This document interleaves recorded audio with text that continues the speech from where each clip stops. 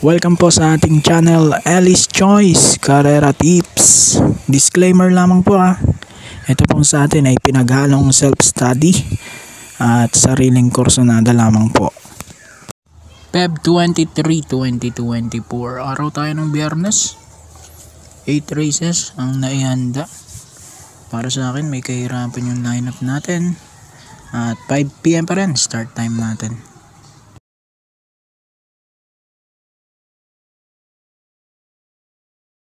Race number 1 tayo, start ng first pick 5, rating base class 5-5 split. Ito mga non-placer, 1200 meters ang kanilang distansyang tatakbuhin. Dito 4 ang tinitingnan ko, 4 ang pinagpilian natin dito, 1, 3, 6 at 7. At napili kong pang primera yung numero 7, Silver Lining with CP Henson. Siya ang pinakamagaang dala-dala, 51 lang. Panigundo ko yung numero 6, Princess Mamba with Noel Silunar, 7 at 6.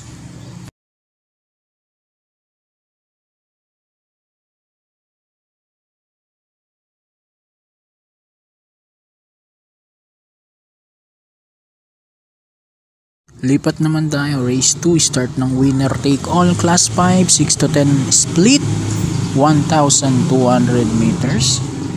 Ito para sa akin, ito ang pinakamagulong karera. Lahat to may panalo para sa akin, ang tingin ko lang. Pero pampremero ko yung unong iikot lang with O'Neil P. Cortez. Tingin ko siyang mauuna rito at pilit hahabulin netong Great Connection siguro. At itong Searsia kung kayang sumabay. Panigundo ko yung 4 Sheltex Magic with Ray M. Adona. Ito nasigundo na last time kay Super Spunky. So 1 at 4 tayo dito, race number 2.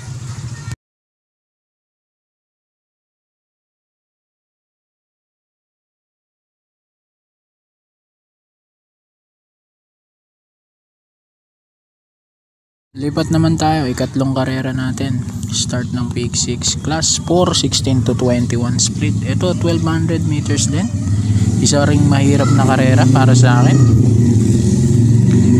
Dito ako numero 8, Albider. Muntik-muntika na itong manalo kay Bandido, di ba? Tapos masama-sama pa rin yung paglabas sa aparato nito. Sana makalabas na ng tumaayos, check ba nanalo to. Sakay niya na nagbabalik na Inete, Apoy Asuncion. Panigundo ko yung 5, Cash is King with Pau Pau Guse. Na tingin ko mapipilitang humabol kay Speed Revolution dito. So 8-5 para sa race 3.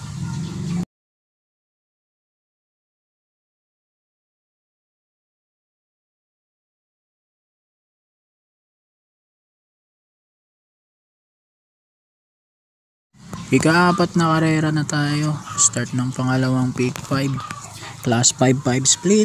Ito mga placer naman to. 1200 meters pa rin distansya natin. Dito may bagong baba, no? Si Tokyo at yung kahit sino ka pa. Natingin ko yung maglulutsaan, no? So first choice ko yung 1, Heritage with O'Neil P. Cortez.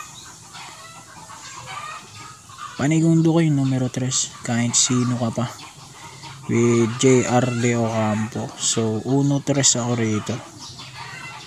Pero kung may punan kayo, sama na nyo rin si Tokyo para mas matibay. Pero 1-3 para sa race 4.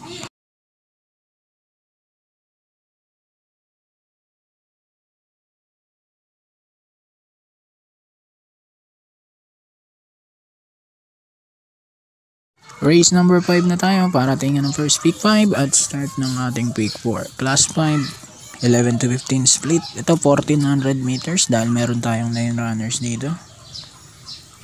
Dito ako numero 9, Piece of Cake with CP Henson.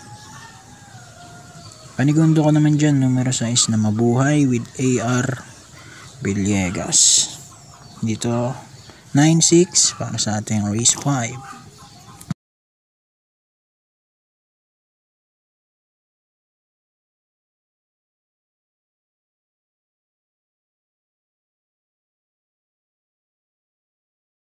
Lipat naman tayo, ika-6 na karera, huling daily double plus 1, class 4, 22 to 27 split, 1200 meters.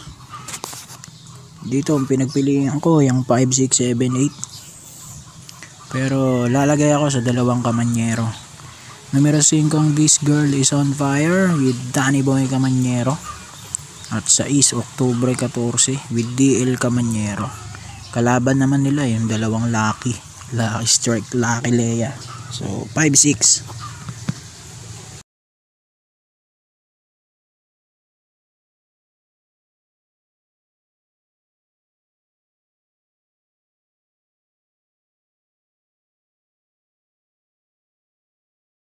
Race number 7, penultimate race, class 5-5 split. Ito mga placers, 1400 meters. Dito check, outstanding na naman yung unong Happy Maggie. Pero kukontrahin ko na rin to. Ayoko kasing lumalagay sa mga sa mga kabayo na obvious yung pagpapatalo lalo outstanding favorite. So dito na lang ako sa 9 Rise Up, Michael De Jesus, tapos 7 Queen Margot with JB Guerra. Okay lang matalo kasi yung alam mong nilalaban yung pera mo, pero paano kung matapat na patalo, di sayang lang. So 9-7 ako rito, bahala na lang kayo dyan sa uno na yan.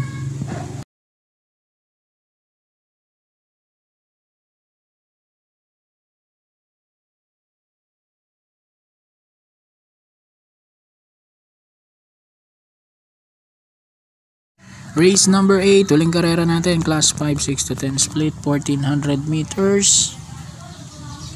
Dito ako, numero 4, Lapping Tiger with Michael De Jesus. Pwede siyang mag back to back dito, last double, no? Rise Up and Lapping Tiger. Panigundo ko yung numero 3, Spoiled Brat with JD King Flores. At isasama ko yung unong Regal with BJ Galleta. So 4, 3, and 1 para sa ating race number 8. So good luck po, happy racing. At pasubscribe po sa mga hindi pa nakaka-subscribe. Mabuhay po kayo.